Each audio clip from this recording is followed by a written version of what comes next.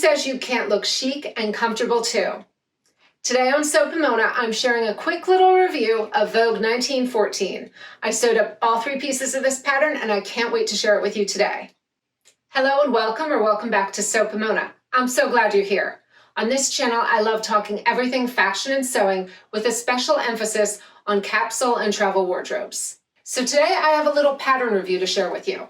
This was originally going to be a sew along like my last video where I shared my cropped cardigan, but you know what I realized? I don't really enjoy filming that stuff. I don't really have the correct setup like I used to at work, so I thought, you know what, today I'm just gonna go with a simple pattern review and share some tips and tricks on making this pattern.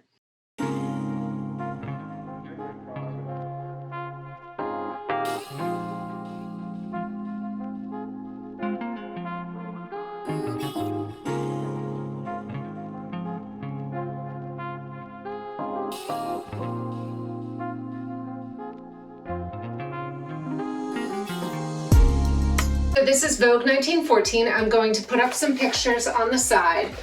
And this is an easy pattern from last year. I made all 3 pieces in this pattern. I started with the cropped cardigan. At the end of the video, I'll share a link to that sew along. And then I bought some more fabrics so that I could make a matching pant.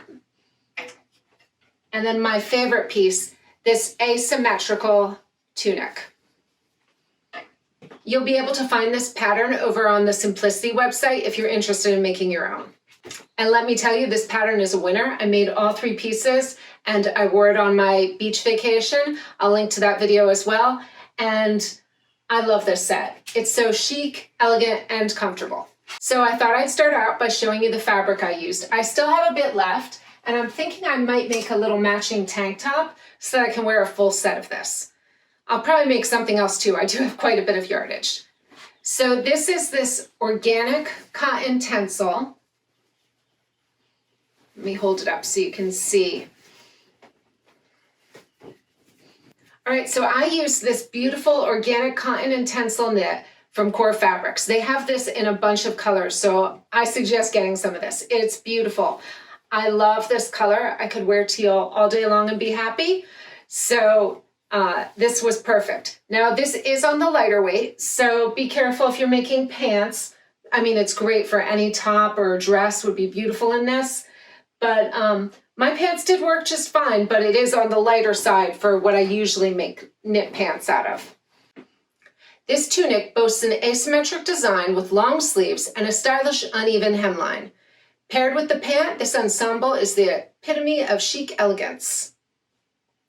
Vogue 1914 is a 3-piece pattern set consisting of a slim V-neck cardigan, a loose-fitting asymmetric tunic, and wide-leg pull-on pants. The cardigan features a button front and neckline facings, providing a polished look for your outfit.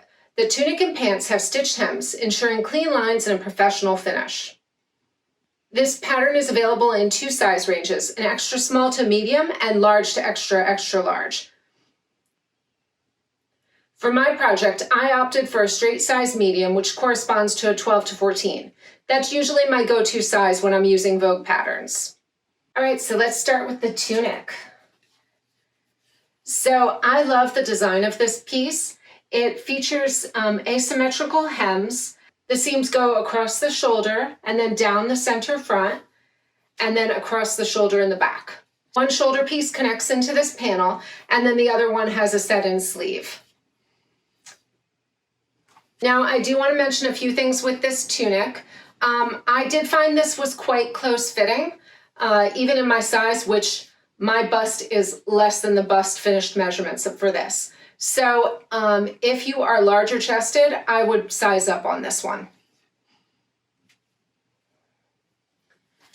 The tunic, if you'll see in the other video, hits right at my natural waistline, so it is really cute. Although I think if I made this again, I might lower it another inch or 2.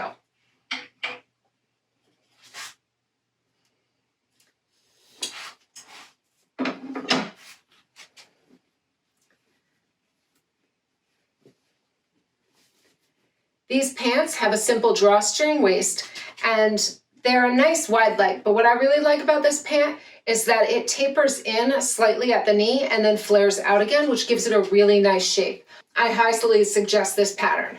I love this as a yoga pant, and I'm thinking I will be making a few more in different colors. So one of the things I wanted to go over in this video are some of my tips for making this pattern successfully. So one of my first tips is when working on the tunic, pay careful attention to your pattern pieces. You're going to want to lay out your pattern pieces on your fabric. I would make sure to use thread tracing or to mark with pins the right side of your fabric so that you're not sewing the wrong sides together. And make sure to carefully mark your notches. You can use thread tracing or clip into your seams, whichever you're more comfortable with. Make sure you have those notches because you are matching up quite a few angles in this tunic, and you want to make sure everything lines up perfectly. So take note, we have two different sleeves. This left sleeve is a grown-on sleeve, and the right sleeve is set in. I sewed this up quickly entirely on my serger. I found this really easy to do. I do have two tips though if you're using the serger to sew this.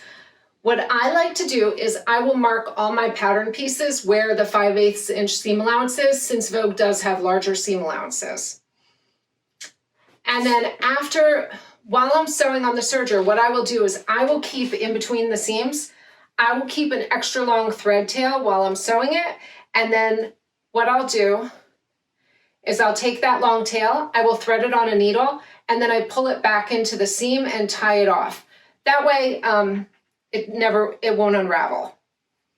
Now for this tunic, I left all my seams raw. I liked the look of this, and I think it makes finishing faster and easier. And especially on knits, you really don't need to hem anything.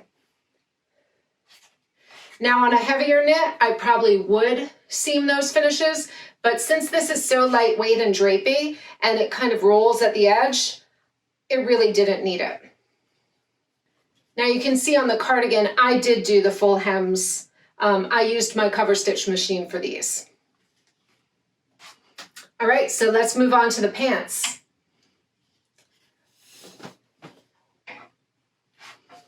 So these are a simple to construct pant because it's got a wide elastic waistband. Now you could simplify this further by leaving out the extra stitching on top and the drawstring and just doing a fold over elastic waistband. I think a 1 to 2 inch elastic would work. A 1 inch elastic or a little bigger than that would probably work perfectly for this. The method they use is that you make 2 rows of casing with your stitches, and then you insert 2 pieces of 3/8 inch elastic. One other thing I will suggest, make sure you're interfacing these buttonholes that you're going to draw your drawstring through. Especially on a lighter weight knit, you're really going to need that extra stabilization. Now, I used a purchased drawstring, but the pattern does provide instructions on making the self-tie out of fabric. My fabric, because it's so lightweight, I felt it was going to be really fiddly to work with to do those narrow strips, so I just went with the purchased waistband. So I just went with the purchased drawstring. All right, so the only thing I did do regular hems on the pant, and then I've got my casing stitching. Now, one tip I will tell you for doing the casing, I like to mark on my machine when I'm sewing. I'll put a piece of tape on the edge of my machine where my seam is, after I've measured where I'm going, just so that I can keep a consistent top stitch line.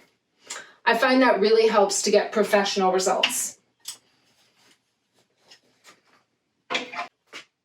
And there you have it, a quick little review and some insights into sewing up Vogue 1914. I hope you found this video helpful and inspiring. Stay tuned to next week where I'm going to be showing all of my May makes. What I'm wearing today, in case you were wondering, I am wearing a Zoe tank top from True Bias with a Berta 116 skirt.